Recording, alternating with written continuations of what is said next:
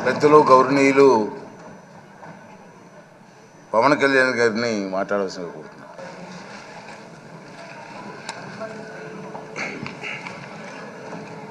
16వ శాసనసభకి ఏకగ్రీవంగా ఎన్నికైన సభాపతి శ్రీ చింతకాల అయ్యన్ పాత్రుడు గారికి హృదయపూర్వక నమస్కారాలు, మీ శుభాకాంక్షలు. ఇది నేను మొదటిసారి అసెంబ్లీలోకి అడుగు పెట్టడం. ఇలాంటి సుదీర్ఘ రాజకీయ అనుభవం ఉన్న దాదాపు 7 సార్లు ఎమ్మెల్యేగాను, ఒకసారి పార్లమెంట్లో అడుగుపెట్టిన మీకు, Panchayati Raj, technical education, forest, R&B అనేక మంత్రిత్వ శాఖల్ని సమర్థవంతంగా నిర్వహించిన మీకు ఈ సభాధ్యక్షుడు, ఈ స్పీకర్ స్థానంలో కూర్చోవడం నాకు చాలా ఆనందంగా ఉంది. ఇన్ని దశాబ్దాలు ప్రజలు రాజకీయ జీవనంలో ప్రజలు మీ వాడి వేడి చూశారు. మీకు కోపం వస్తే ఋషికొండను చెక్కినట్టు ప్రత్యర్థులకి పదునైన ఉత్తరాంధ్ర యాసలో గుండు కొట్టేస్తారు. ఒకటే బాధేస్తా ఉంది సార్, ఇకపైన మీకు తిట్టే అవకాశం లేకపోవడం. కానీ ఇక మీద సభలో ఎవరు తిడుతున్నా దాన్ని ఆఫ్ చేసే బాధ్యత మీ చేతిలోనే ఉంది. మీరే మైక్ ఆఫ్ చేయాలి. అంటే మా చిన్నప్పుడు నేను చూసేవాడు, ఒకసారి అల్లరి చేసే అబ్బాయిని క్లాస్ లీడర్ చేసేవాడు చిన్నప్పుడు మా స్కూల్లో. కానీ ఇన్నాళ్ళు ప్రజలు మీ వాడి వేడి పలుకులు, మీ ఘాటైన వాగ్దాటి చూశారు. ఈ రోజు నుంచి రాష్ట్ర ప్రజలు మీ హుందాతనం చూస్తారు. డిబేట్స్ వెనకాల దాక్కుని సంస్కారహీనమైన భాషలని, భావాలని రకరకాల మాధ్యాల్లో విరజిమ్ముతూ ఉంటారు. దాని నియంత్రణ మీ ఆధ్వర్యంలో ఇక్కడి నుంచే మొదలవ్వాలి. ఇందాక సభా నాయకులు, గౌరవ ముఖ్యమంత్రి శ్రీ చంద్రబాబు నాయుడు గారు చెప్తారు, ఆడబిడ్డలు ఏ విధంగా నలిగిపోయారు ఈ రాష్ట్రంలో గత 5 సంవత్సరాల్లో. చిన్న లేదు, పెద్ద లేదు, ఎవరని లేదు.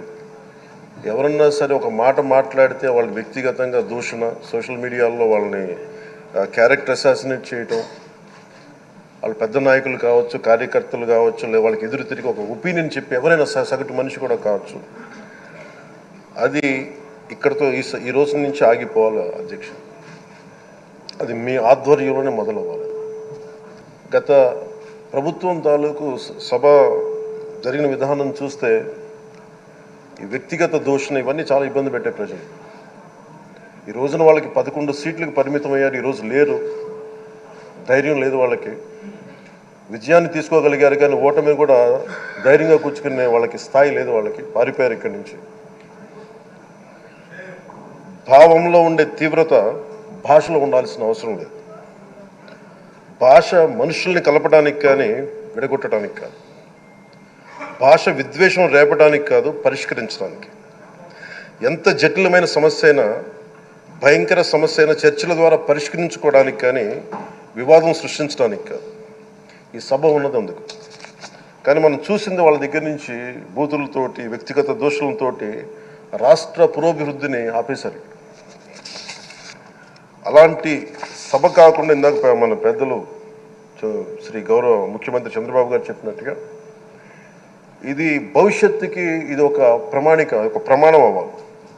2047 వరకు ఇంత అద్భుతమైన స్థానంలో మనకి ఆంధ్రప్రదేశ్ తెలుగు జాతి ఉన్నత స్థాయికి వెళ్ళాలంటే ఈరోజు మనం వేసే ప్రతి అడుగు అది భవిష్యత్ తరాలకు ఒక నిర్దేశక ఒక టచ్ స్టోన్గా ఉండిపోవాలి, ఒక గిట్ రాయిగా ఉండిపోవాలి. ఈ రోజున ఈ సభలో ఉన్న గౌరవ సభ్యులందరూ చట్టాలు చేయడానికి ఉన్నారు, చట్టాలు ఉల్లంఘించడానికి కాదు. విభేదించడం అంటే ద్వేషించడం కాదు, వాదించడం అంటే కొట్టుకోవడం కాదు.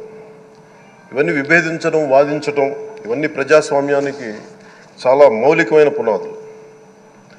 ఆంధ్రప్రదేశ్ ఆవిర్భావం జరిగి అసలు భాషా ప్రయుక్త రాష్ట్రాల ఆవిర్భావమే మన ఆంధ్ర రాజ్యంతో మొదలైంది. అమరజీవి పొట్టి శ్రీరాములు గారి బలిదానం మీద మన రాష్ట్రం పుట్టింది. 56 రోజులు తిండి తిప్పలు తినకుండా నరకం అనుభవిస్తూ ఆయన బలైపోయారు. ఆయన మరణానికి చేరువవుతూ ఆమరణ నిరాహార దీక్ష చేసిన ప్రతిరోజు మనకి దాదాపు ఈ సుదీర్ఘమైన 6 దశాబ్దాల కాలం 1.5 సంవత్సర కాలం అంటే ఆయన ప్రతిరోజు చావుకు చేరువవుతూ భోజనం లేకుండా ఆయన గడిపిన ప్రతిరోజు మనకి 1.5 సంవత్సర కాలం. అలాంటి నేపథ్యంలో అలాంటి మహోన్నతుడు శ్రీ పొట్టి శ్రీరాములు గారి త్యాగాన్ని కనుక మనం ఈ సభలో ప్రజా సంక్షేమం కోసం మాత్రమే చర్చలు జరగాలి, వాదోపవాదాలు హద్దులు దాటకుండా ఉండాలి, వ్యక్తిగత దూషణకి తావివ్వకుండా ఉండాలి. అలా కాకుండా గత ప్రభుత్వం లాగే ఈ సభని తిట్లకి బూతులకి కొట్లాటకి వాడితే ప్రతి నిమిషం పొట్టి శ్రీరాములు గారి బలిదానాన్ని అవమానం చేసినట్టే. ఒక గొప్పవాడు, ఒక మహానుభావుడు బతికినప్పుడు మాత్రమే కాదు, చనిపోయిన తర్వాత కూడా కొన్ని తరాలు ఉపయోగపడతారని నిరూపిస్తారు.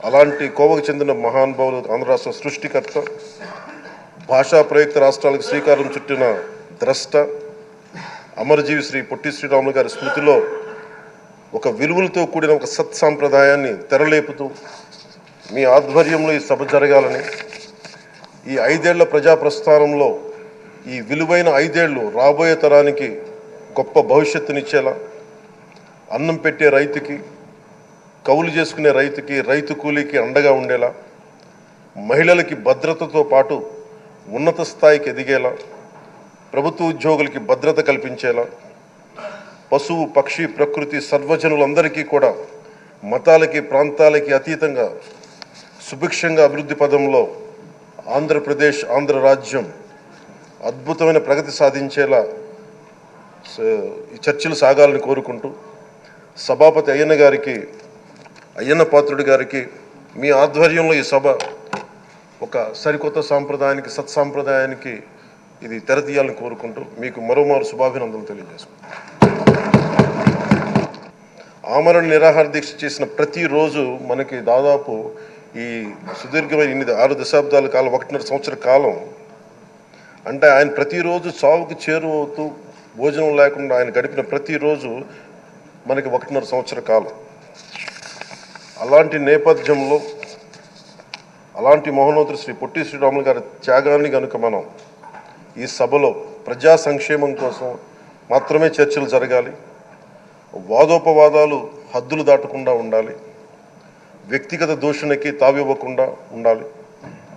అలా కాకుండా గత ప్రభుత్వం లాగే ఈ సభని తిట్లకి బూతులకి కొట్లాటకి వాడితే ప్రతి నిమిషం పొట్టి శ్రీరాములు గారి బలిదానాన్ని అవమానం చేసినట్టే. ఒక గొప్పవాడు, ఒక మహానుభావుడు బతికినప్పుడు మాత్రమే కాదు, చనిపోయిన తర్వాత కూడా కొన్ని తరాలు ఉపయోగపడతారని నిరూపిస్తారు. అలాంటి కోవకు చెందిన మహానుభావులు ఆంధ్ర రాష్ట్ర సృష్టికర్త, భాషా ప్రయుక్త రాష్ట్రాలకు శ్రీకారం చుట్టిన ద్రష్ట, అమరజీవి శ్రీ పొట్టి శ్రీరాములు గారి స్మృతిలో ఒక విలువలతో కూడిన ఒక సత్సాంప్రదాయాన్ని తెరలేపుతూ మీ ఆధ్వర్యంలో ఈ సభ జరగాలని, ఈ 5 ఏళ్ల ప్రజాప్రస్థానంలో ఈ విలువైన 5 ఏళ్ళు రాబోయే తరానికి గొప్ప భవిష్యత్తునిచ్చేలా, అన్నం పెట్టే రైతుకి, కౌలు చేసుకునే రైతుకి, రైతు కూలీకి అండగా ఉండేలా, మహిళలకి భద్రతతో పాటు ఉన్నత స్థాయికి ఎదిగేలా, ప్రభుత్వ ఉద్యోగులకి భద్రత కల్పించేలా, పశువు పక్షి ప్రకృతి సర్వజనులందరికీ కూడా మతాలకి ప్రాంతాలకి అతీతంగా సుభిక్షంగా అభివృద్ధి పదంలో ఆంధ్రప్రదేశ్ ఆంధ్ర రాజ్యం అద్భుతమైన ప్రగతి సాధించేలా ఈ చర్చలు సాగాలని కోరుకుంటూ, సభాపతి అయ్యన్న